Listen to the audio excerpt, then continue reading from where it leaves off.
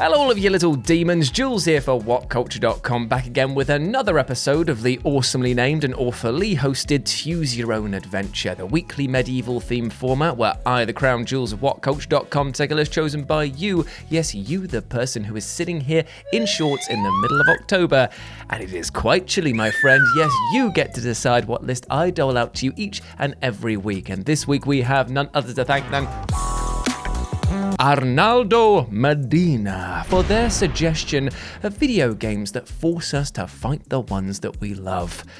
Oh, sad times. Now, I think it's safe to say that across our time on this planet that we're all gonna butt heads with a loved one from time to time. Whether it's a lover's quarrel, a disagreement with your parents, or a dispute with your best friends, you're not gonna get on with even your closest allies 100% of the time. Now, it's a sad statement to accept, but on the plus side, if these bonds really are that strong, then you'll get through the other side in one piece. Like I say, if you've got friendships like James and I have over here, you've got nothing to worry about in the long run. Isn't that right, you piece of sh**? But anyway, the video games we're talking about today definitely pit you up against your loved ones, and you're not exactly going to be walking away with just hurt feelings from these encounters. I'm talking broken bones, baby! And even a few exploded heads for good measure. Yikes. So let's take a look at them. As I'm Jules, this is WhatCulture.com, and these are 8 video games that forced you to fight your loved ones. And you know the drill by now. Say hi to me here in the live chat and put your suggestions for next week's episode down in the comments section below. And with this in mind, let's get on with this list, shall we? Oh, nearly touched my face, but remembered that James has got the stock footage, so I never need to do that again. Number 8, Resident Evil 5. Now, I think it's fair to say that Chris Redfield and Jill Valentine have gone through, and let me check my notes here, a metric shedload of nasty and horrible stuff. So is it any wonder that they have a nigh-on unbreakable bond? No, of course it's not. After all, it's not like your tales of flesh-eating zombies are going to go down all that well at a cocktail party with most people, but at least if the other person who went through that is with you there, then they could be like, and then cut to me, I know, right? What's the deal with zombies? And those crows? Don't even get me started, friend. So of course this pair are going to stick together like glue going forward. However, because the Resident Evil series is one based around making our protagonists face their worst nightmares, of course this friendship was put through the absolute ringer in order to squeeze all of that juicy, gut-wrenching emotion from it. And so, in Resident Evil 5, Chris is confronted not only with his former colleague and master scenery chewer Albert Wesker, but now his former friend turned chest-piercing pioneer Jill Valentine, who has been brainwashed and bleached, that's joke, by Wesker in order to help achieve his Machiavellian schemes. See, it's bleached because she's got blonde hair. That's the joke. However, as grim as it is to say here, Chris's pain is actually the player's pleasure because we get one of the best boss encounters in the entire game, as here Chris and Sheva have to take on not only Wesker but Jill at the same time, and it is so tense, it is so harrowing and action-packed that you can't help but love it. It is the perfect Resident Evil storm. Melodrama, action, and tension so taut you could garrote someone with it. Number 7, Metal Gear Solid 3 Snake Eater. Now, despite what its near hour-long cutscenes and completely balmy settings from time to time would suggest, Metal Gear Solid as an entire franchise is one actually of loss, and it's a river that runs deep for not just one protagonist, but 2. Technically 1, because it's the genetic clone of another, but don't even get me started, Hideo. Between Naked and Solid Snake, the pair have had to say goodbye to multiple friends, companions, allies, siblings, and even possessive creepy arms of brothers. Because Hideo Kojima. Across their time, but no experience was as emotionally devastating as Big Boss's final confrontation with the boss in Metal Gear Solid 3 Snake Eater. Now, to give context to the fight, the boss had seemingly betrayed the West in order to defect to the Russians during the Cold War, and as Naked Snake's mentor and kind of mother figure, was already a gut punch like no other. However, come the close of the game, the boss was now challenging Snake to a fight to the death, with the now added context that she was actually a double agent at the time, but would die fighting Snake to preserve the ruse for the greater good. James, do you want to take this one? And then you just go, Hideo Kojima. Yes, it's very complex because of Mr. Kojima here, and his absolute love of narratives that resemble a ball of yarn, but trust me, this makes the aforementioned gut punch feel like a light tickle by comparison. And what makes the fight even more emotionally devastating is that once the boss is defeated, the game forces the player to pull the trigger and finish her for good. There's no option to spare her, no way to change this scenario, and all you can do is put the cap in her skull and walk away into a cold and bleak tomorrow. Great! Number 6, Double Dragon. Now, throughout gaming, there have been some truly shocking betrayals. However, one of the most shocking backstabs came from a rather unexpected source, that being the arcade version of Double Dragon, also known as Double Dragon, in which brothers Bimmy and Jimmy, also known as Billy and Jimmy, go on a quest to save Billy's girlfriend Marianne. However, even though the brothers go through hell and high water to bring her back safely, it turns out that Jimmy didn't exactly go on this journey out of brotherly love. For if you were playing the game with a friend after defeating the final boss, the game would then pit both players against each other in a fight to the death. Now, the brotherly betrayal trope is a pretty well-worn one in both film, TV, books, any sort of medium of storytelling really, but here it came out of left field and left you absolutely reeling. You had just gone through the entire experience with supposedly your best friend, only for them to turn on you in what scientists have definitely deemed as being a dick move. Seriously, Jimmy, what were you hoping to achieve here? You're seeing this woman as a prize in order to beat your brother to death, and you think that that's going to be a good way to woo her? I know that most people at this point would say, it's the 80s, games were different. But no, not even in the 1800s would this be okay. Not even in the 800s, it's not okay. Don't kill your brother, Cain and Abel. Stupid Number 5, any party game. Now, if ever there was a curse on the video game medium outside of aggressive microtransactions, it would have to be the curse of the party game. While these titles might tantalize prospective players with promises of fun times with friends and family members, and while their box art might scream, "I wouldn't hurt a fly, I promise," there exists within them a true evil so pure that it made Jeffrey Dahmer go, "Ooh, that's a bit much for me, like." I'm speaking, of course, about the pivotal moment in which familial bonds are dissolved in acid, where lifelong friendships are burned to the ground, all because the game in question rewards players for stabbing others in the back and stealing their gains through rather underhanded methods. The likes of Mario Party, Fall Guys, and numerous other titles championed the idea that only one can come out on top, and that therefore you must do everything in your power to make sure that you're the sole survivor. Therefore, this becomes a rare instance where it's not actually the characters of the video games that are loved ones fighting between themselves, although technically there are characters that are related, but that's a different story, and instead becomes a sort of in real life scenario where you're about to scream into your brother's face for stealing your stars.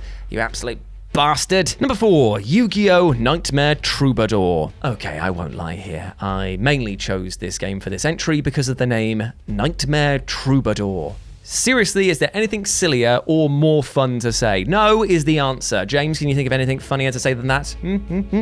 No. Nightmare Troubadour. What were they smoking, man? Secondly, I guess that fighting a brainwashed Joey within the game does tick the box of forcing you to fight your loved ones, so it's a win-win for me and the ever-increasingly silly naming conventions of the Yu-Gi-Oh! Franchise. But what makes these reoccurring battles so memorable, aside from the fact that you're fighting one of your best mates in a shadow duel of all settings, which for the record, for people who don't actually know about this, shadow duels, if you lose, something really, really horrible happens, like the naked image of your nan will just be flashed in front of your eyes, or you'll experience actual death for a few seconds. Although come to think of it, they're about the same. But yeah, it's also the fact that while the animated series paints Joey as a bit of a, well, I don't know how best to say it, absolute box player, here he is a 4-star duelist. Now, I'm not as clued into Yu-Gi-Oh! As I am to the likes of Magic the Gathering, but I assume that a 4-star duelist has to be at least better than a 1 to 3-star duelist and slightly less impactful than a 5-star. And unless this scale is out of 100, that's pretty good. Is it out of 100? Who knows? I probably should have done more research about this game, but still, Nightmare Troubadour. So yeah, here Joey is less about his one-trick pony of just getting out flame swordsman and hoping for the best, and is summoning creatures from his Max Warrior deck, which I assume as well also has a fairly large number of warriors within. Woof. Number 3, Borderlands 2. Oh, handsome Jack. Yes, I just keep one under my desk at all times. You really are a lovable scamp, aren't you? And by that I mean you are an absolute trash bag of a human being. Get back down. Go on then. There you go, mate.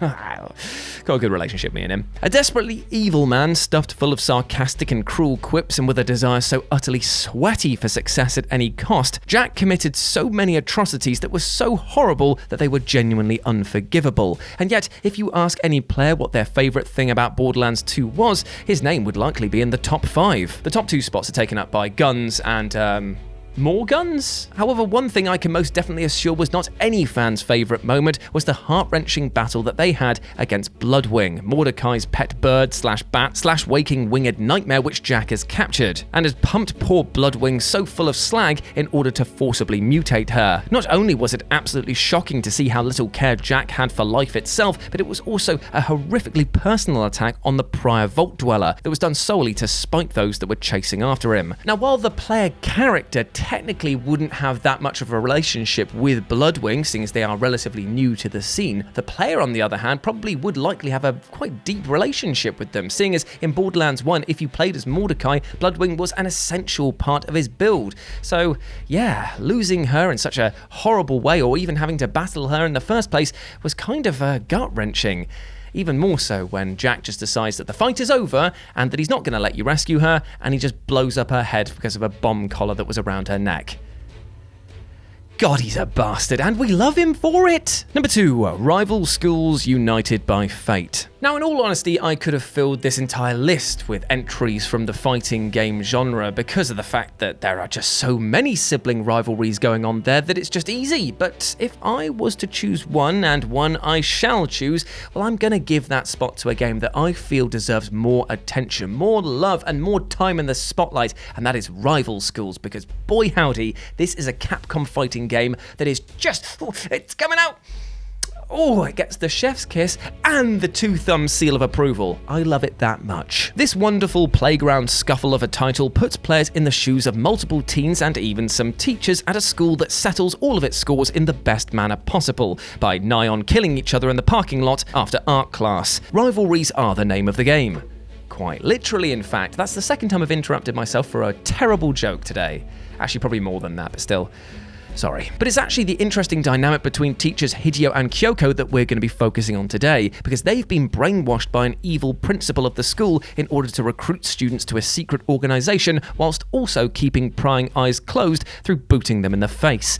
Now, as the game progresses, you finally shake the pair free from their mind control and begin working on the side of justice to bring this school of very hard knocks down. But before that can happen, there's one final confrontation between the pair of teachers, which leads to quite the emotional moment. For you see, Hideo is deeply in love with Kyoko, but just didn't have the courage in order to ask her out. So yeah, you get this kind of horrible moment where the two are kind of waking up, they have one last fight against each other, and it is painful. Imagine having to punch your loved one in the face over and over and over again. It's not the greatest start to a relationship, is it? But don't worry though, sports fans, because once the pair is free from the brain vice, Hideo proposes and Kyoko accepts, leading to a beautiful slice of romantic cheese that not even a lactose-intolerant person would be able to resist. And number 1, GTA San Andreas. Poor old CJ, he's not having a great time now that he's back in the area, is he? He's not only got to deal with the death of his mother, a corrupt cop that is forcibly coercing him to help with shady dealings, but also the fact that his hometown neighborhood is falling to pieces thanks to gang warfare, drugs, and outside forces tearing things apart. But at least through it all, he's got his brother Sweet and his childhood friends Ryder and Big Smoke, right? Who, despite approaching him with a sense of hesitancy, have his back when the chips are down. Oh, wait, nope, sorry, my notes are again a little skewed here, because it turns out that the only thing that Ryder and Big Smoke have to do with CJ's back is stabbing him in it. As it turns out midway through the game that they've not only been working with the corrupt Officer Tenpenny in an effort to kill CJ's brother, but also with the Grove Street family's biggest gang rival, the Ballers. Now, this betrayal hits so hard because at this point in time, CJ didn't have anyone. They were his true loved ones, his family. And now, in this one moment, he's been left completely adrift and is about to potentially watch his brother die in a trap that's been set by Ryder and Big Smoke. It is heavy stuff. What follows is a desperate battle against the pair across the rest of the game for their betrayal, and one can't help but feel the pain CJ must have experienced in battling two of his oldest friends, and especially when he had to kill them both. And there we go, my friends. Those were 8 video games that forced you to battle your loved ones. I hope that you enjoyed that, and please let me know what you thought about it down in the comment section below. As always, I've been Jules. You can go follow me over on Twitter at RetroJ, but the O is a 0, or you can swing by Instagram where it's the same handle, and you can follow James Dowes here. James Dowes E. The extra E is for electric. That's right, he is literally buzzing, my friends. But before I go, I just want to say one thing. I hope that you're doing well. I hope that you and your loved ones are living a good life, my friend, and I want to express that I hope that you go out there with love in your heart for your fellow man. Try to build bridges instead of burning them, okay? Because at the end of the day, with the help of our loved ones and the people around us, that's the only way that we're going to get through this crazy thing called life, all right? Together as one. So big love to you, big love to your neighbor as well. As always, I've been Jules. You have been awesome. Never forget that, and I'll speak to you soon. Bye.